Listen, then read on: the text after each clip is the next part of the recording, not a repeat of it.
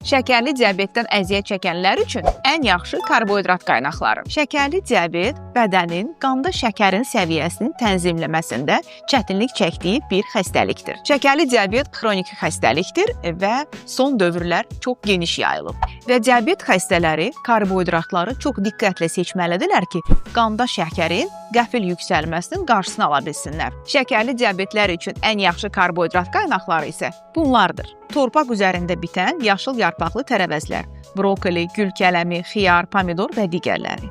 Digər tərəvəzləri isə kök, balqabaq, kərəviz, turp, qabaq ola bilər. Meyvələrdən isə gilə meyvələrə üstünlük verin. Çiyələk, moruq, qaragilə bir porsiyası yarım stəkandır.